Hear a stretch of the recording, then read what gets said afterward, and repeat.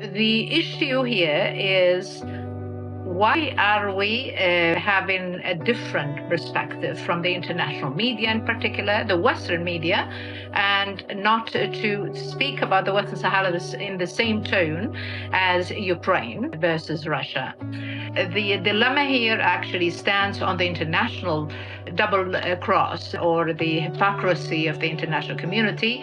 You cannot be diminishing them, you cannot be torturing them, all those things to suppress them. 50 years of resistance is not easy. People have very basic things to fight back against the injustice and against the occupation. Why are they coming illegally?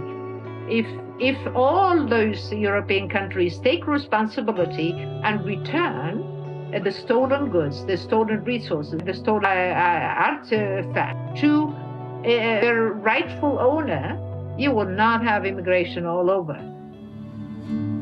Where lust for a whole life and nothing but less makes people jump out of a comfortable pond into an unknown ocean.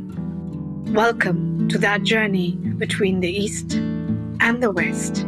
Who says Rolling Stones don't gather moss? Hello everyone, I am Meenu Gupta, your host for the day, and I'm delighted to have you join me every week as amazing people share their incredible and inspiring life stories of straddling continents. Thank you. One country invades another. It is said in the news generally. But the question is, can a piece of land invade another land? No, it can't. It is the people who are in power who take decisions which change the lives of people, not only in another country, but their own as well. My guest for today hails from one such region of the world where more than one country wishes to have hegemony. Salka Barka is a non-violent activist who's a Sahrawi and American. She was born in the capital of Western Sahara and spent her first few years of life in refugee camps in southwest Algeria. Education was received in Tripoli, Libya, Algeria, and then the United States. Barka volunteers and advocates for the National Prevention of Violence Against Women and Human Trafficking. Co-founded Karma Sahara, a non-governmental organization. In the United States, she has been a long-term advocate for Western Sahara's nationality and its rights. After 43 years of exile, when she returned to her birthplace, she experienced the 2018 Moroccan police violence against the Sahrawi people in El Ayoune. Now for context, Western Sahara is located along the Atlantic coast of Africa. Spain colonized this section of Africa in 1884 and designated it as a Spanish province, the Spanish Sahara, in 1958. The Polisario Front was established then in 1973. Today, Morocco controls around 75% of the territory of Western Sahara. If Morocco achieves full sovereignty, how will the remaining 25% be administered? That's a question.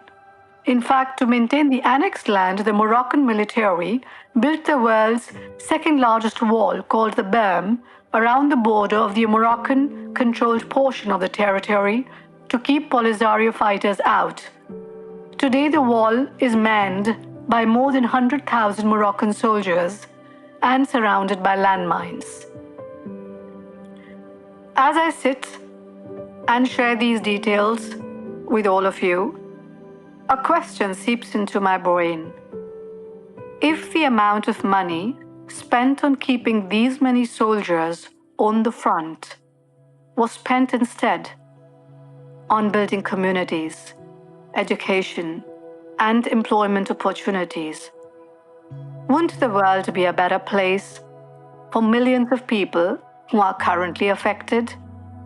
Or am I just ranting? While I welcome Salka today in our studio, I'm going to ask her this question first.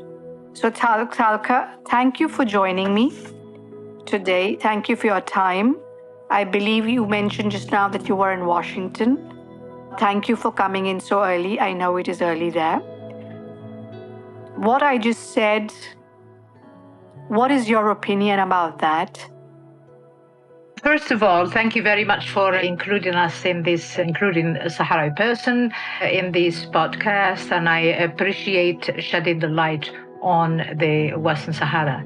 The question that you began with this one, there is nothing better than to have good neighbors, Morocco and Western Sahara, the lost colony in Africa. Sahrawis, including myself, that we have absolutely no grudge against the Moroccan people as civilian as the people, as long as the mutual respect met. Sahrawis, for the history during the French colonial time in Morocco, there were Sahrawis who fought with the Moroccans to liberate Morocco from French colonialism and died fighting with them. But that was not taken with appreciations from the Moroccan government itself. So the one thing that I want to emphasize that Spain actually is the one, it's still to this day the administrative power of the Western Sahara to this day, sea and air, which is they are using Morocco as a tool, in my beliefs, as a tool to do the dirty work of the European colonialism in Africa. Spain receive the majority percentage of the resources from Western Sahara, from phosphate to fishery, for other things that we don't even know they've been taken. But just to let the audience know that the Western Sahara, I was actually a toddler. I was very young, but I do remember a few things when I was in the capital city, El Ayoun in Western Sahara, when the Moroccan invasion came. It's very similar to what have been seen for the past 3 years with Ukraine and Russia. Very similar. Annexation, another strong country supported by these arsenals and things like that, invaded another sovereign country. The issue here is, why are we having a different perspective from the international media, in particular, the Western media, and not to speak about the Western Sahara in the same tone as Ukraine versus Russia? The one point that I want to leave for people to think: when Spain promised the Sahrawi in 1973 to have the right to be independent, like every other African countries, during the end of the colonialism era, which is never finished. Instead, they did a secret accord in Madrid with the blessing of the Nixon American president, and the one who gave them the green light was I believe, the foreign minister of the United States. When this happened, the whole world saw, and as the Moroccan king, King Hassan II, called it the Green March. There was no Green March whatsoever. There were a bunch of military tanks that my mother, I remember, bless her soul, used to tell me that when they were sitting on the ground, which is at home in Laayoune, she can feel the ground vibrating from the sounds of the tanks approaching to El Ayoun. Just about 3 days before the arrival, less than 3 days of the arrival, my family successfully escaped to southwest Algeria, to refugee camps. That's where I lived most of my life. And when people, and I have seen it, and I think Moroccan played a very big role of false information, selling it to the international communities, that they came marching to support, like a civilian unity. There was nothing green about it. It was a dark time for the Sahrawi people, that they were split to so many families, including my aunts. The only survival one was left that I have seen in 2018, after 43 years of being in exile. And it was for people to understand that for Sahrawis themselves, they never, in history, for the past 50 years, 27 February was the 50 years of the declaration of the Sahrawi Republic, never committed not one, any terror, any revenge against the settlers, the Moroccan settlers that exceeded almost 400,000 as of now. in the Western Sahara, in the occupied territory. But having a paucity of the money that is spent by the Moroccans for almost 50 years, Sahrawis, and they could not succeed in having them surrender, your statement that the money that's spent, perhaps it will support those over 100,000 soldiers, Moroccan soldiers, which is, by the way, they have absolutely worse situation inside Morocco right now, to the point that the current king is not allowing people to celebrate Al-Adha by the end of Ramadan, to have the sacrifice day, which is unusual for a Muslim nation to do so. But that's because of the economic exhaustions that he is spending on that. It's absolutely worthless.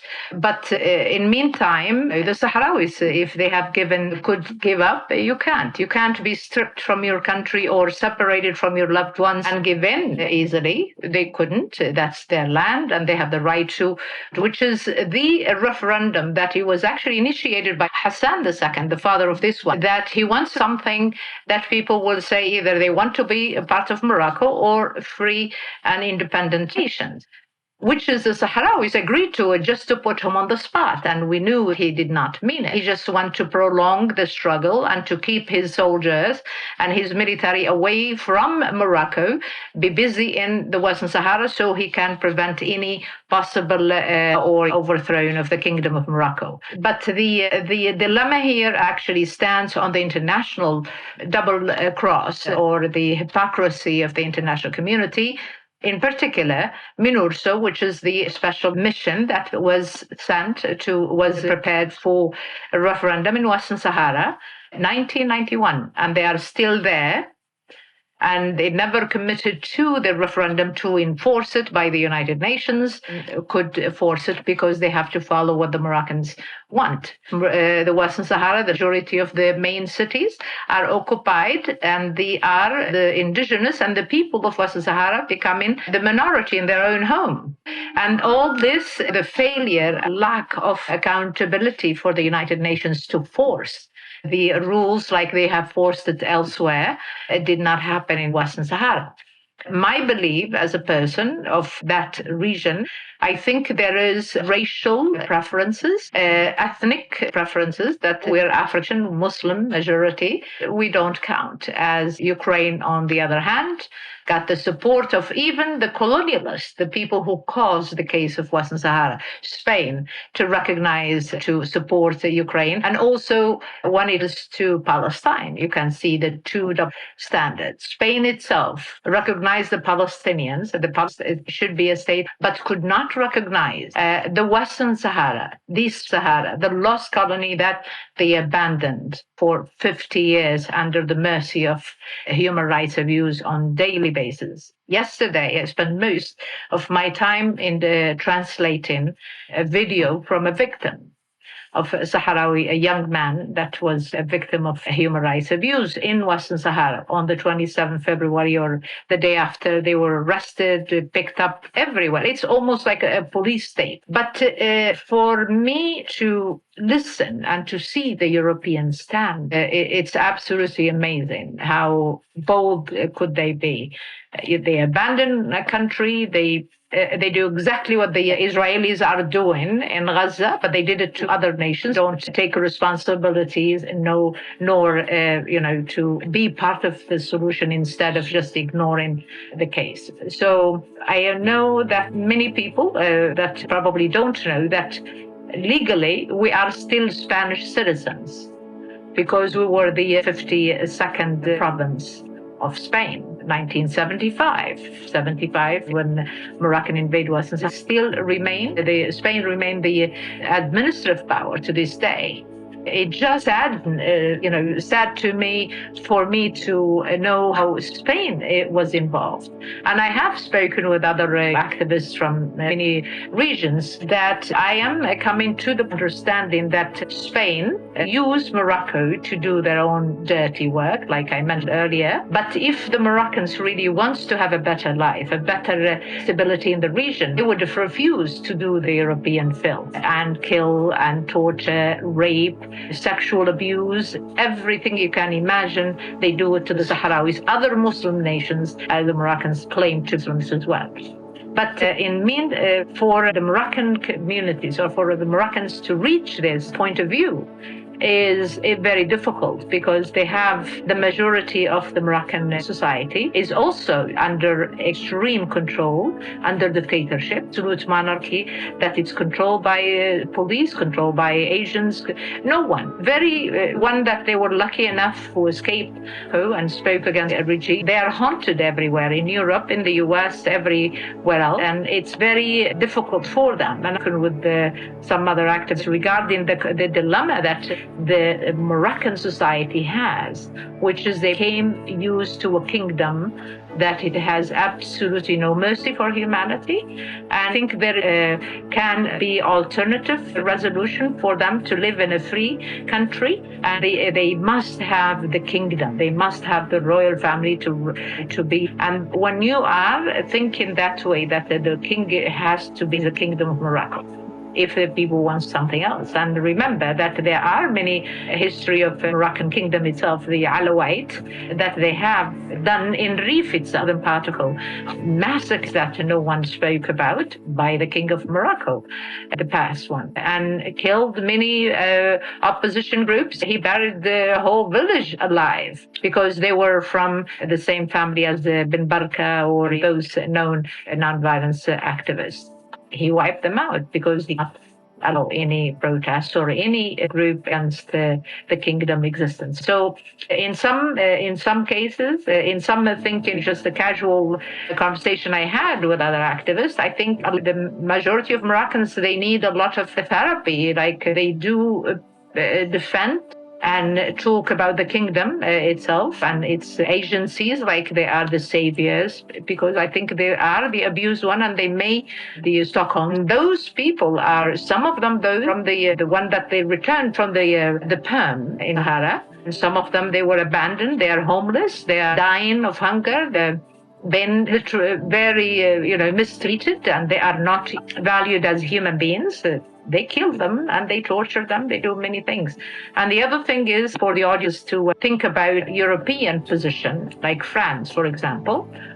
France never, since Sahara is Morocco, until Macron recently, that he was a victim of the project that Morocco against many international leaders, just to keep them under their thumb. So Macron's personal information, is at the Moroccan the Pegasus, and so is Spain. So instead of saying, we don't care what you have against us, unless it's something we have to stand with the international community to organize Sahara, and then we'll solve the problem.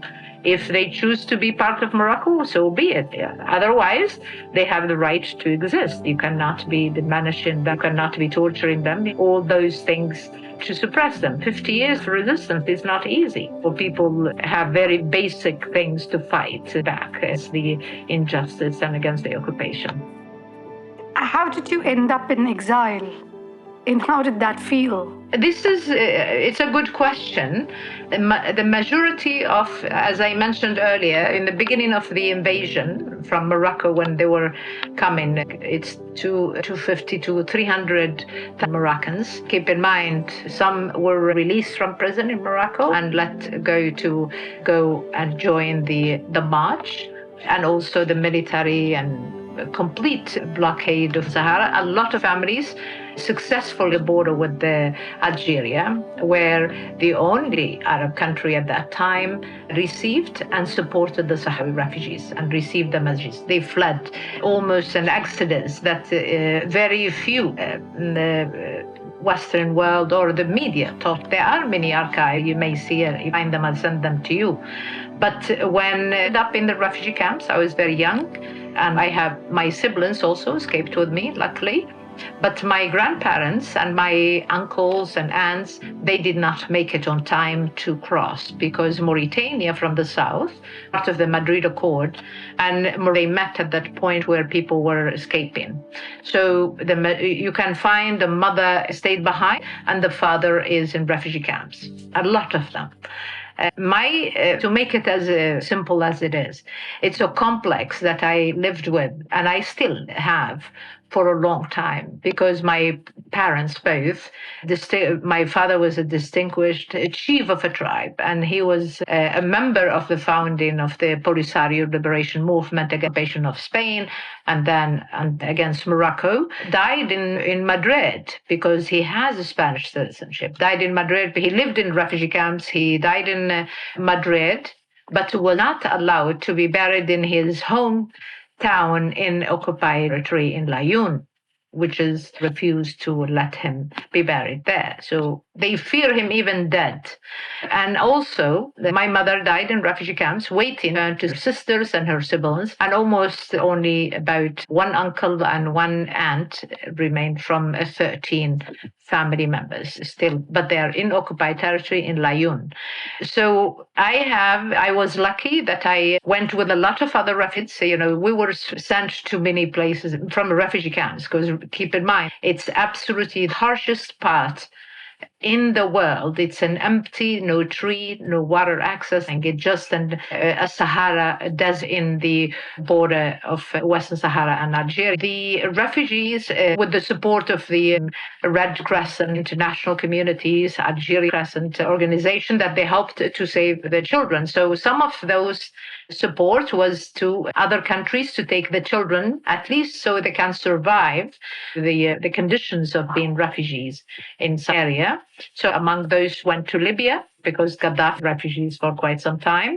And my siblings, some went to Algeria, inside Algerian city, those to Cuba, because those supported the students learn to teach and to and then of course went back, completed some of in Algeria, inside Algeria, northwest, and then I went to the refugee camp with the women's organization for quite some time, and then had the chance to come to the United States by an invitation of the Solidarity Group with the Western Sahara, or with the Sahrawi people. And I had been, since I learned English here in the US. I studied most of the courses I needed here in the US, and I've been active. I become more comfortable with speaking to deliver the message in English instead of Hassaniya, which is my mother language. And it's not an easy feeling knowing that you have left people and you are in this group so different. But and I tell so many other people, there is one thing that I cannot overcome: drinking in a hot day, or having AC, the air conditioning, and a pleasant feeling physically. I never enjoyed it. Something cold, I know that especially in the summer, I feel guilty that my own people are left behind. And it's a guilt that it took its toll health-wise on me. But I have been advocating absolutely every chance I find. I protested, I write, I work. I do everything to have the end that's related to will support. A difficult thing when the case of Western Sahara, every time I speak about it, it brings me a lot of, or like in a podcast or something official, it's a lot of sadness that I am unable to do as much as I want to, because I feel, dying every day in refugee camps. One of the things, hope you can edit all this, you can remove whatever you think it's unnecessary, because I know that it's almost like becoming a chronic thought. Or European countries, for example, although they said they have stopped, they are not in Sahara in the trade with Morocco. So you identify as a Sahrawi and American, or? Yes, Sahrawi American, yes. Okay. I am actually, which is the reason why I mentioned earlier that I visited Western Sahara, the occupied territory, the city where I was born, 18, simply when I was comfortable enough to, and some people convinced me as well, since I am an American citizen, that I should have no problem visiting my home. But it was actually a very troubling situation. I was harassed, and we come into Western Sahara to Layun airport. It created a chaos among the Moroccan military agents. It was like, if you have some a terrorist arrived to airport. It was absolutely insane. And they tried to interrogate me, but I'm to my home. And some of the questions, they were absolutely so disrespectful. You are Moroccan. There is no Western Sahara. There is, because it says it in my American passport, its origin is Western Sahara. Didn't like that. And at the time, this actually was President Trump. I said, maybe you should go and talk to Trump about that. So it's a harassment. And when I went for the first time, when I saw family members and I recognized in particular that she is another copy of my mother who passed away in the refugee camps, exactly the same look. And I was completely taken, like if when I was a toddler. I couldn't believe how brutal and how cruel to have this situation and to forbid people from seeing each other, family. So I spent some time, like almost a month. But every day that we notice that every place I go to visit my other family relatives, even the home I was born at, an empty one, that is my parents' home, even going there, I am always followed by, and they are so obvious. Sometimes I think, I did tell one of them that you are so obvious, you should train a little bit more to be discreet if you're doing your work. That it was very hot during August. I saw one was staged at a corner of the street, like from us, but it's so clear. A young kid to give them a bottle of water. It's very hot. And I know that they're following me, but for what? This is my home. I'm the one who will tell you that you shouldn't be following me because this is my right to be in my home.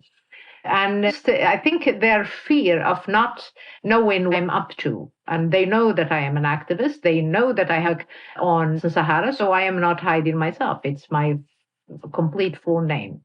They attempted not to allow me in the beginning, but then I think they had from whoever their boss is that it will create a problem with the United States. I am an American citizen, but the contact, I had a lot of support, a lot of people following me. They know that I am on the route to Western Sahara, and they know that the State Department was aware of my visit, so they better not. But there are many other routes. They don't have the leverage and the privileges I have to carry an American citizenship and to be able to in my homeland. There are Sahrawis with the Spanish citizenship. They're not allowed. Even if they are right in Canary Islands, they always deport them right back to Canary Islands.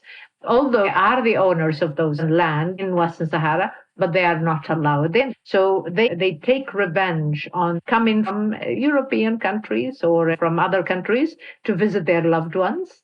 And absolutely shows you how hypocrite is the Moroccans and how just because I have an American citizenship, they fear trying to not to allow me to enter Western.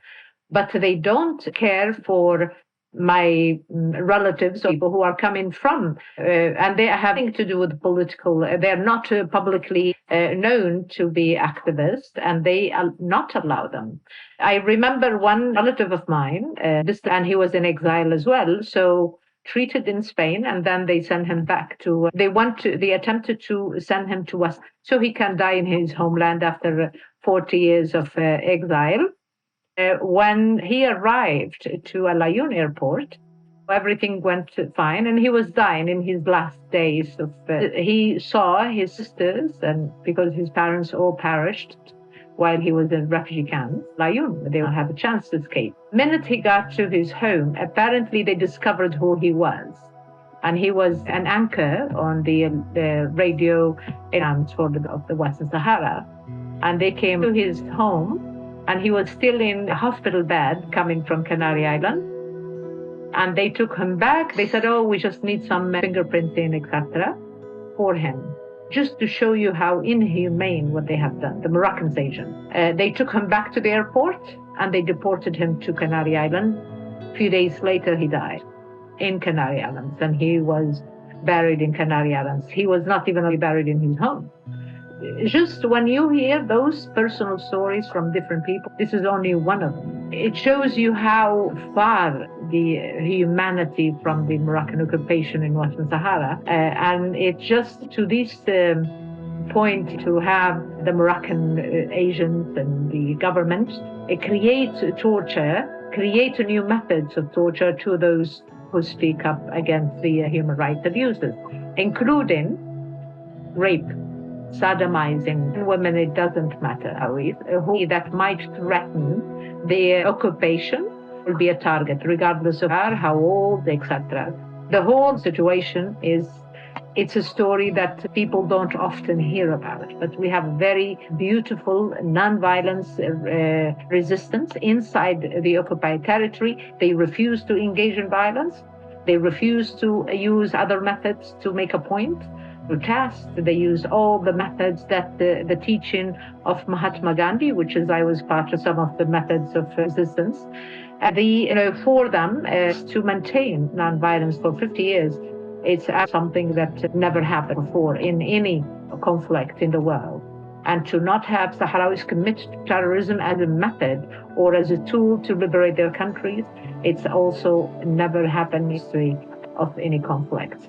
On the other hand, Moroccans committed terrorism, committed torture, committed crime against their own people. Every time is very low or not enough from Europe or United States, Moroccans will do a theatric bombing, a theatric terrorism act, so they can have some of almost like a twist in arms of the Western world. So they can have more U.S. aid or funding anti-terrorism cells. They create them, they complete them, they finish them. Every time the funding is complete, and this is one of the subjects that people don't understand. When I talked to you in the beginning of when we met, the current administration is still very strange. Sometimes you would say, why are they doing this? But one subject actually created the truth about how the money funding, they were fund corrupted government, corrupted regimes. They were funding people who they knew that they were human rights violators, and they continue to fund them. The case here is Morocco. It was in the news. There are many things that might be very hard and politically to talk about, but the whole. But and this is bring me to the subject of the review that the Doge is doing to this administration. I think it has everything politically. It has its goods and bads. I know it's bad because some other countries that might need the support, but in meantime, it's also good for those countries who suffer from oppression, from abuse and all this, to hold those governments accountable for the aid. Where is the aid going? And believe it or not, there is the aid went all the way to a territory through Morocco. And when we digged into this, the details and the information, it was actually never was given to the health or the program that they created. The Moroccans themselves did. So whatever they are saying. So now we want to know, what are you talking about? The USA to Laayoune, to Western Sahara under occupation. What did you do for them? And they said, we supplied a lot of necessity during COVID.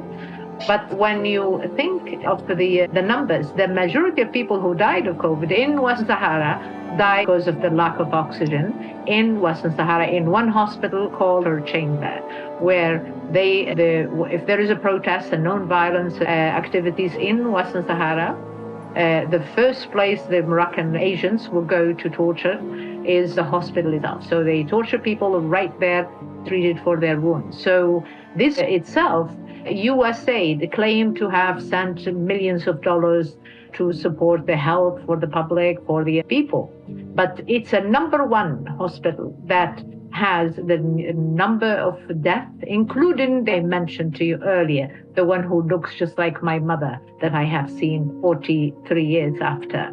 She died in that hospital because of the oxygen, lack of sanitation, of treatment. And Sahrawis there are seen as opponents. So they are tortured even in hospital. So this is where I came point of view. I said maybe something good will come out of the whole saga of Doge and the shutting down of so many governments. I'm not with shutting down any that will help people, but also I think, and I strongly believe this, that if most of the Arab, especially those they call them developing country. The majority of them, they are richest, in particular African nations. They are rich, but they don't have a control of their own resources because it's another power is in charge, including they are the one who agree or put a government. For example, most of African nations, Francophone in particular, are put because of France agreed to the president or to whoever, except Algeria, that they are not in the hands of France. So that's why there is a lot of change of the African nations to say enough is enough. We don't want your funding. We don't London putting African in more debts. We have enough resources to support ourselves and maybe support you, a European country. So I believe in this conclusion, because if you support the people politically, but you do not empower their own oppressors, I think you would have a better prosper African countries, since I'm speaking about the continent, for migration. The one that are root of the whole problem is European again, having people to rather to die at sea looking for a better life, force them to this one, from plundering their resources, literally sucking them dry.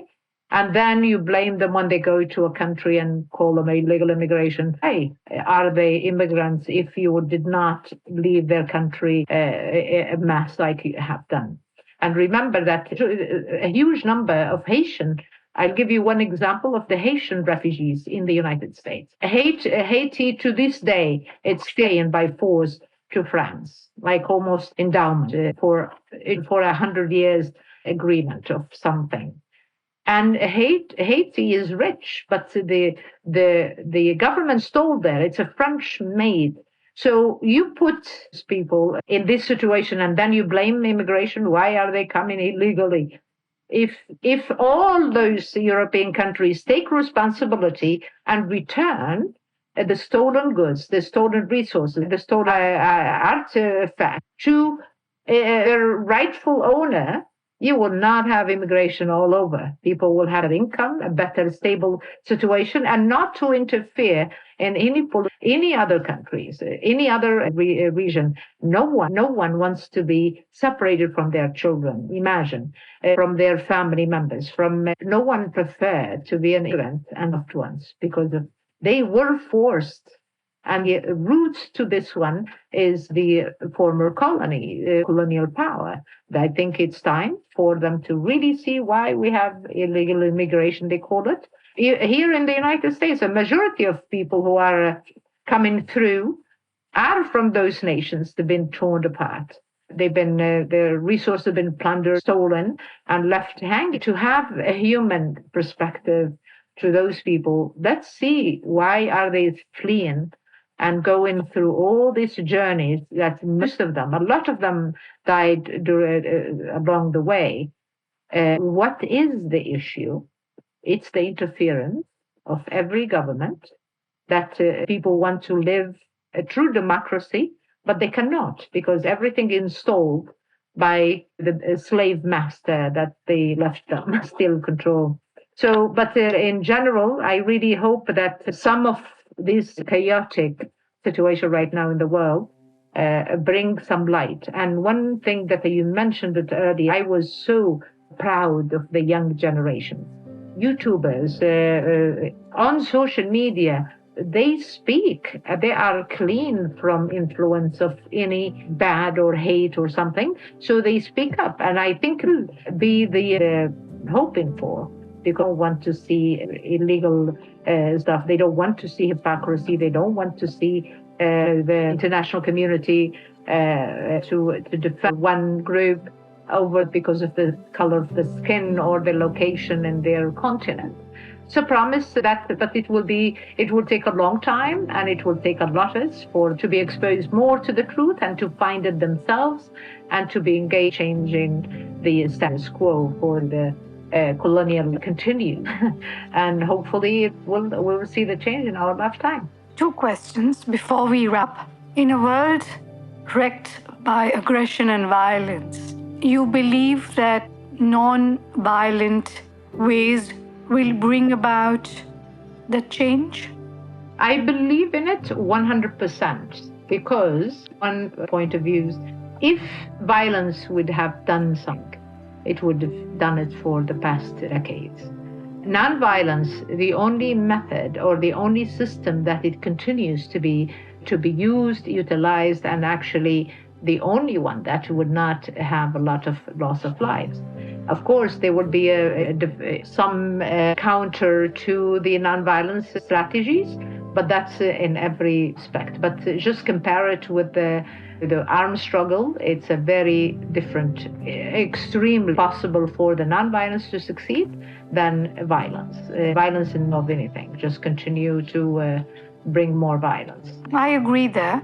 And is there a message that you would like to leave behind for the audience and the world at large? Absolutely. I hope that everyone who wants to have an opinion or wants to know about any cases, including mine, see it from perspective of a human person, just an individual wants to exist. Like you said before, that entire body, we are all one. There is nothing better than to have a good neighbor that once we fought, or there is nothing wrong with that. It can happen, but there is always hope for violence to continue and to be aware of government, to know that what they do outside of their borders and the contribution to the ongoing conflicts, be more active in your government for what the parts, like, for example, I mentioned few countries that they don't know about Western Sahara anymore. They have a lot of knowledge, yet we have very similar traditions. India, Turkey, those two countries, they supply Morocco with drones that they kill everything moving, including the camels, which is the main herd of they killed so many civilians all over the Western Sahara, even behind the Perm. Those drones are absolutely deadly. And every government who supply those to Morocco, one day they will answer to international law or to the future cases. And we have no. I was shocked when I found it was Turkey and also India, because I didn't expect such a way to support, and knowing that your supplying is going to listen people you don't even know. And maybe they have to know me. If people that are killed, they can see them through me, that I have known so many young people, families killed to death, what applied to Moroccan government. And I hope people would start asking that they part of killing other innocent people. They should not be part of another oppression. Turkey and India, for sure, they don't need Morocco, and they should not be supplying them with deadly weapons. And I think that we have no issue with those countries either, and they should know us. And I am sure if they know about the Sahel, probably I did that. We should be more careful. Use your tools to kill some other people that might have something in common. And humanity is human people in the end of the world, and yet you send them your own supplies, own weapons to use against civilians that they have committed anything against you or against your home. So I hope that people maintain, although challenges and violence is very difficult, and it takes a lot of, if you believe in it, it's the secret of maintaining it. But you will be tested all the time, but never give in, because it is for 50 in exile, some in refugee camps, some in exile in Europe, in Spain, and a few of us here in the United States. And if we can keep nonviolence alive for 50 years with very basic tools, you can do it anywhere. And that's the message that can be and it can be from human to human. Nothing is good about violence, regardless who's winning. Violence is awful, and it's always impact. So I hope I answered them. Will continue to believe in nonviolence struggle and resistance, indeed. Thank you, Salka. And there was something very pertinent you said, because you mentioned that maybe those people who are supplying may not even know that the drones are being used for that purpose. So when they hear the stories of the purpose, maybe the intention changes. We can just find out what happens. And as I've often said, you can use a knife to cut an apple, or you can use a knife to kill a man. And it is the intention which comes in the picture. It all finally boils down to, as you put non-violence and violence, that's also a matter of intention. I would like to achieve this particular objective, and my intention could be, then I have to choose. So it's a matter of choice. When people say I was forced to, that is the time when a question mark is to be put. But that is a question for another day, when we say that there are times when people do commit violence for self-defense. You are looking at, I think, human trafficking and violence and humanity, I'm sure. And that is a question which I will have for you, because that's a question in my mind, because that's a question which I think a lot of people also ask. In the name of what was this done? So that, I think, we'll leave for another day, for another message.